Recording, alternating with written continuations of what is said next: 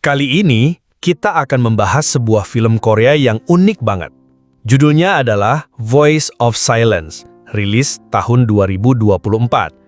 Film ini menggabungkan thriller kriminal dengan drama humanis yang bikin kita mikir, di tengah dunia penuh kekerasan, masih adakah tempat untuk kasih sayang? Oke, langsung aja kita mulai ceritanya. Cerita dimulai dengan memperkenalkan dua tokoh utama, yaitu Tae-in dan Chan-bok. Chan-bok adalah penjual telur yang dibantu dengan satu karyawan, yaitu Tae-in sendiri. Sementara itu, Tae-in adalah pemuda pendiam dan tunawicara karena tenggorokannya yang bermasalah. Hubungan mereka tidak hanya sekedar bos dan karyawan, tapi lebih dari itu. Chan-bok menganggap Tae-in keluarganya sendiri, bahkan Chan-bok sering memberikan nasihat kepada Tae-in. Sepulang dari menjual telur di pasar, mereka berdua pergi ke suatu gudang untuk bekerja sampingan.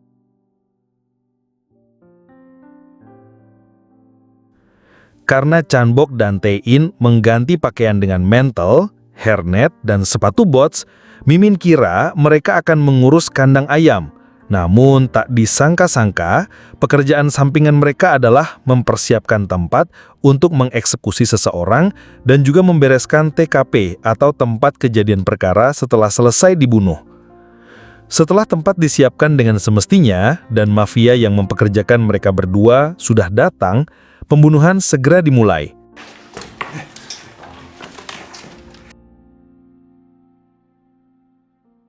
Karena Chan-bok dan Tae-in hanya mempersiapkan saja, maka mereka berdua menunggu di luar gudang. Dengan santainya, seperti tak punya perasaan sama sekali, mereka berdua di luar gudang memasak mie dan sebat sebatang 2 batang dulu.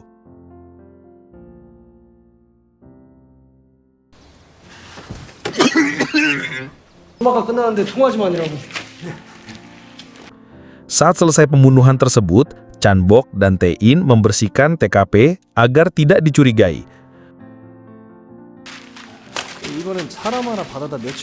Namun di sini Tae-in melakukan kesalahan. Saat ketua terlihat sudah marah, Chan-bok memberitahu kalau Tae-in adalah tunawicara. Ketua pun sedikit mentoleransi kesalahan tersebut, dan akhirnya tip hari itu cair juga. Step terakhir setelah membereskan TKP, mereka berdua menguburkan korban di sebuah hutan. Entah apa yang ada di pikiran Chan-bok, setiap selesai melaksanakan pekerjaan tersebut, ia dengan memegang kitab suci, meminta maaf kepada Tuhan, dan mendoakan korban. Terlihat agamis sekali ya Bapak Chan-bok ini. Bahkan Chan-bok sering menasihati Tae-in untuk selalu mendengarkan rekaman doa yang ia berikan.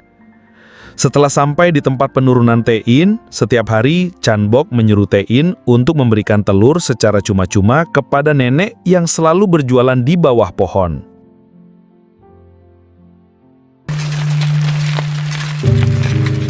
Tae-in sendiri tinggal di rumah sederhana di tengah sawah bersama adiknya.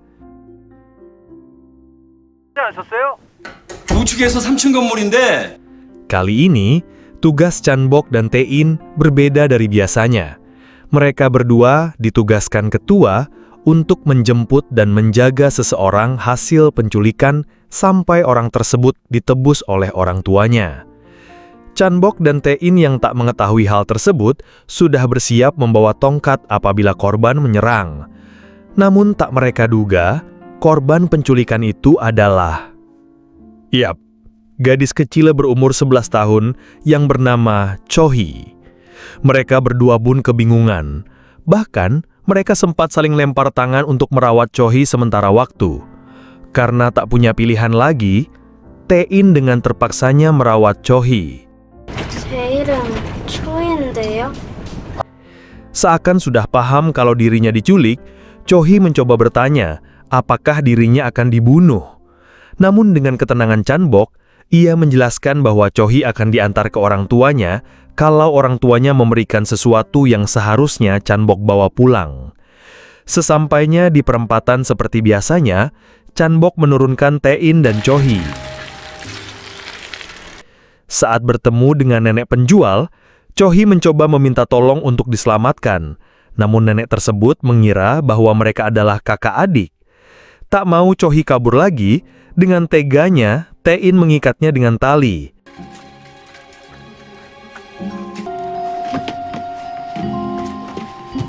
Sesampainya di rumah, Cho-hee yang melihat Moon-ju, adiknya Tae-in, yang sedang tidur mengira Moon-ju bernasib sama dengan dirinya, yaitu korban penculikan.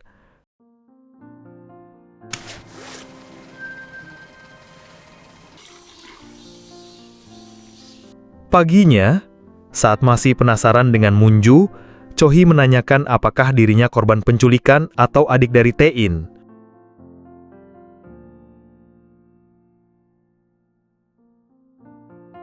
Namun di saat Chan-bok dan Tae-in pusing memikirkan Cho-hee, ketua yang menyuruh mereka merawat Cho-hee malah hendak dibunuh oleh pimpinan mafia tersebut karena dianggap tidak bisa diandalkan dalam menjalankan misi.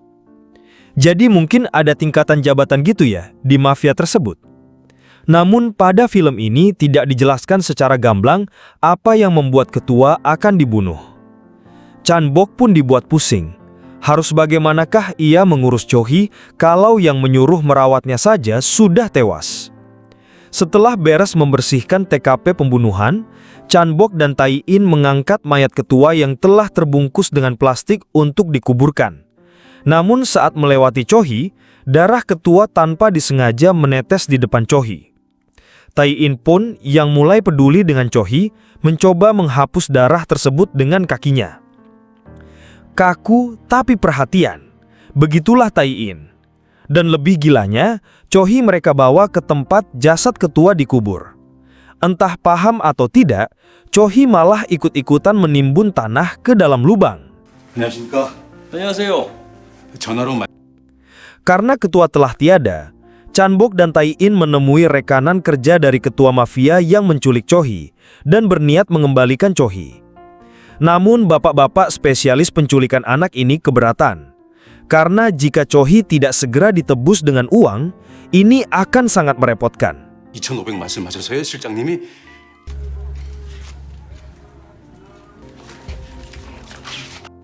Selepas itu, Tae-in membeli beberapa alat tulis untuk Cho-hee menulis surat kepada orang tuanya, dengan harapan agar Cho-hee segera ditebus dengan uang 200 juta.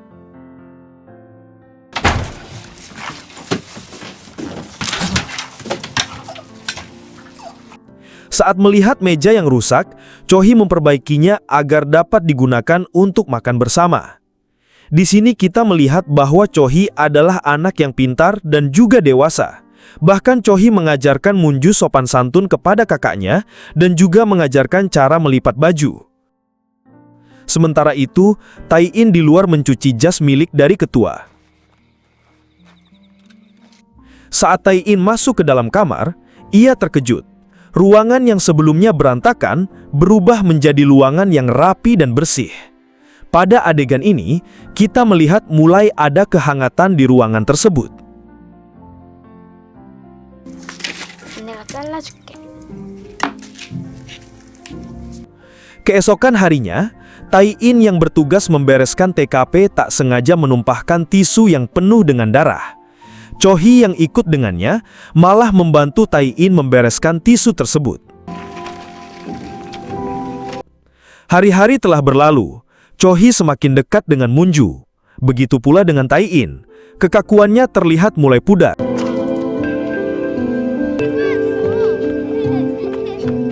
Keesokan harinya, Chan-bok datang ke rumah Tae-in. Seperti sudah akrab, Moon-ju pun menyambutnya. Ternyata kedatangan Chan-bok membawa kamera untuk memotret Cho-hee dan dikirimkan kepada orang tuanya. Namun lucunya, Cho-hee yang sudah mulai nyaman tinggal di situ malah terus-terusan tertawa saat difoto. 나 저기 뭐래? 나 마무리 좀 잘해봐봐. 장갑. Setelah mendapat telepon dari orang yang menculik Cho-hee, Chan-bok memberitahu bahwa ia disuruh mengambil uang tebusannya sendiri agar tidak dicurigai. Merasa dirinya tidak aman, Chan-bok memerintahkan Tae-in untuk membawa Cho-hee ke tempat penyimpanan anak apabila dirinya tidak bisa dihubungi jam 12. Tempat penyimpanan anak di sini yang dimaksud adalah tempat jaringan penjual anak. 마음을 예 파란 모자 저.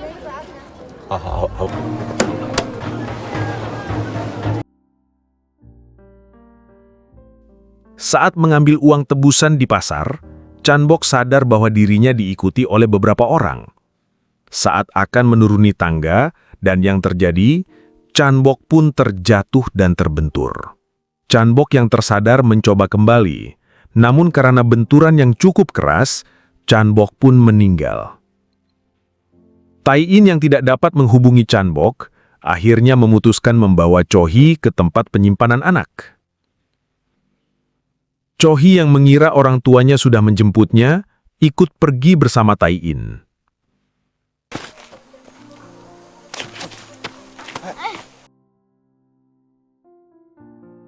Namun ternyata Cho Hee dibawa ke tempat yang dimana di sana sudah banyak anak-anak seusianya.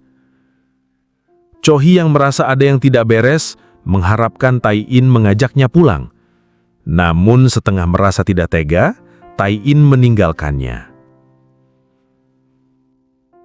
Sesampainya di rumah, Tai In merasa perasaannya tidak nyaman. Dengan memakai jas milik ketua, Tai In mengendarai sepeda menghentikan mobil yang membawa Cho Hee. Saat telah menemukan mobil yang membawa Cho Hee, ia mencoba merebutnya. Dan akhirnya, perkelahian tersebut dimenangkan oleh Tai In.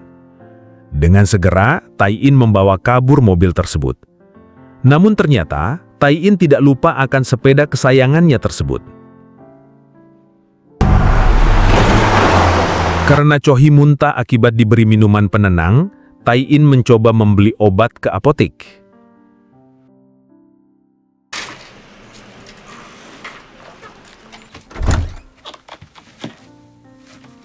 Mengetahui ada peluang untuk kabur, Cho Hee memberanikan diri untuk pergi.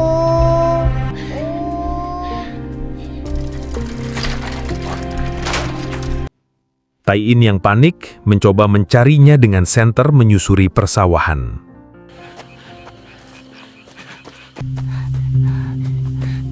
Saat Cho Hee melihat seorang paman, ia mencoba memanggilnya.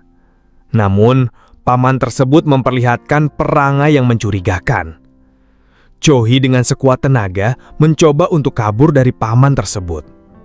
Namun, yang tak diduga, ternyata paman tersebut hanyalah terpengaruh sama alkohol yang diminumnya. Dan sebenarnya, dia adalah orang yang baik. Polisi yang menerima laporan dari paman bergegas mencari keberadaan Cho Hee. Saat berada di tengah ladang, beruntungnya Cho Hee masih dipertemukan dengan Tai In.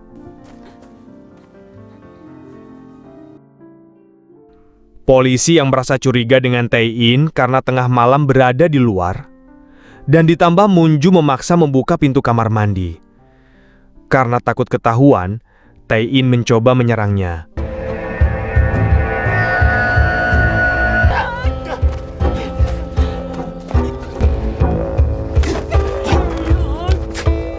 Sesuatu yang tak diinginkan pun terjadi. Polisi tersebut tewas. Cho Hee yang sudah mulai paham dengan pekerjaan Tai In malah mengambilkan sekop untuk mengubur polisi tersebut. Tak mau membuat Cho Hee dan adiknya melakukan hal yang keji, Tai In menyuruh menunggunya di luar. Setelah mendengar Cho Hee diambil alih oleh Tai In, komplotan yang menculiknya pun berusaha mencarinya kembali. 자전거 저쪽이지. Tai In yang aslinya berhati lembut dan punya perasaan kasihan yang begitu mendalam terhadap Cho Hee, memutuskan untuk mengantarkan Cho Hee pulang. Karena tidak tahu di mana alamat rumah Cho Hee, Tai In pun berencana mengantarkannya ke sekolahannya. Meskipun jaraknya amat sangatlah jauh. Demi keselamatan Cho Hee, apapun Tai In lakukan. Saat bapak-bapak komplotan itu menemukan rumah Tai In, mereka berusaha membawa Munju. 뭐 보고 있니? 이거 너한테 갖다 주래. Saat hendak pergi, Tiba-tiba mereka menemukan polisi wanita yang telah dikubur Tae-in di samping rumahnya.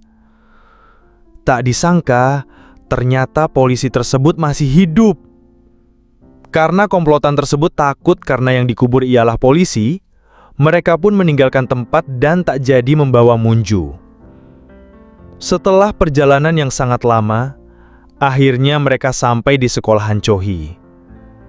Chohi yang melihat gurunya segera memanggil namanya dan berlari ke arahnya. Momen emosional pun terjadi. Perasaan Tae-in yang campur aduk, memutuskan berlari meninggalkan Chohi. Yap, ending yang sangat nanggung. Sayang sekali, kita tidak tahu apa yang terjadi ke depannya.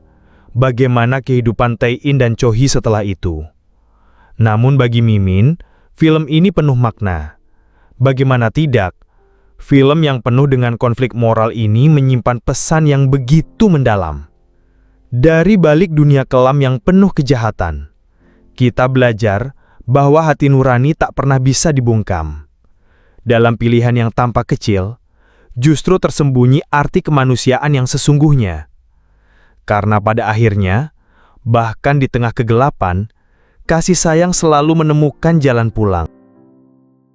Mimin ucapkan terima kasih kepada yang telah menonton reka film ini sampai akhir. Dukung akun ini terus berkembang dengan subscribe dan komen sebanyak-banyaknya. Itu saja yang dapat Mimin sampaikan. Wassalamualaikum warahmatullahi wabarakatuh dan salam spoiler mania.